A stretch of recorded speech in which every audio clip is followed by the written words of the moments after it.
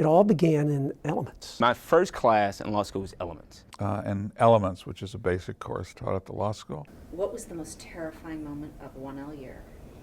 Elements with Sawyer Menchikoff.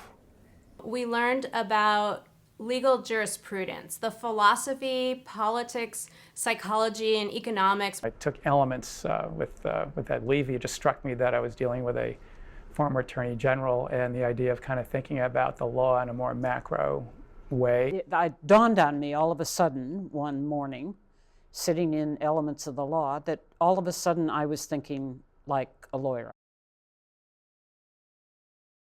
So, David, I've known you for a long time now because I'm on the staff of the law school, but of course we first met when I was a student in your Elements class. That's right.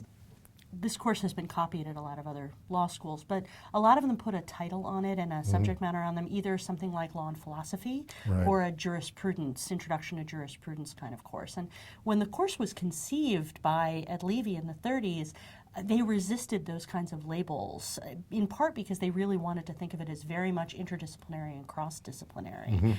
Why is it important today?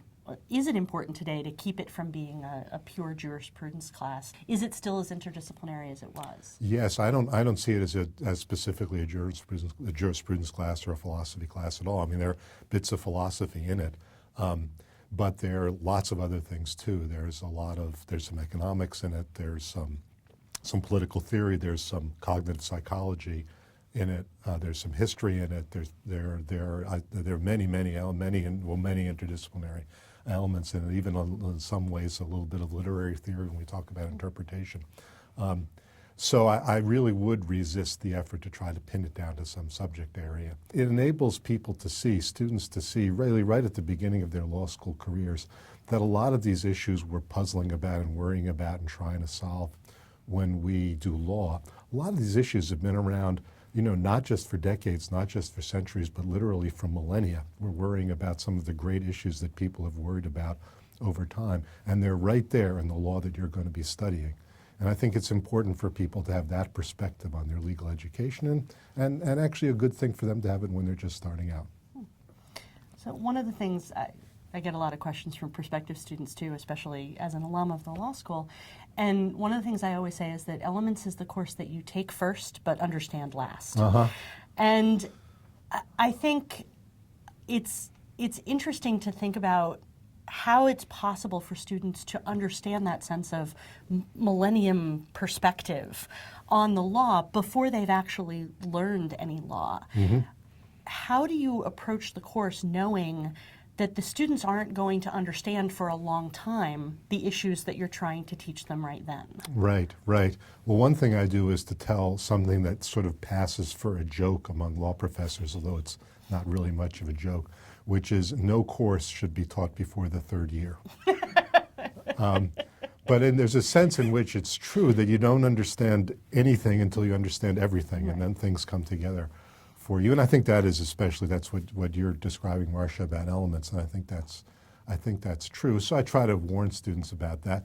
But the other thing I do a little bit more helpfully, I hope, is to say, here are some issues that we're going to talk about, and look out for them when you're talking about specific questions in civil procedure or torts or contracts or criminal law. Look for these issues to arise. Look for a question about, do we want officials to be tied down with rules, or do we want them to exercise their judgment? That's going to come up everywhere. It is an important thing for a law school to do something like this. I mean, it obviously doesn't have to be exactly what we do, but I think it's an important thing for a law school to try to orient students to just how interesting and how foundational certain questions are, how these are questions that are going to come up everywhere, and it's really worth thinking about them outside the context of a particular class. It really will enrich the way you learn the specific subjects if you've thought about these issues in the way we do in Elements. I think that's just an important part of legal education generally. So I guess I'll close with this question. You're David Strauss. You're an American legal icon. You've argued 18 cases before the Supreme Court.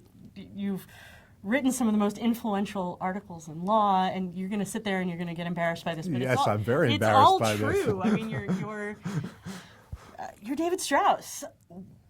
Why is teaching what you want to do with your life, and why is it so important to you to have the students in this class at this point in their legal careers? No, I love teaching. Where else would you have the opportunity to get up in the morning, walk into a classroom with a bunch of really smart, really interesting, really engaged, curious people and talk about these great issues with them? I mean, that's, you know, why do I get to do that?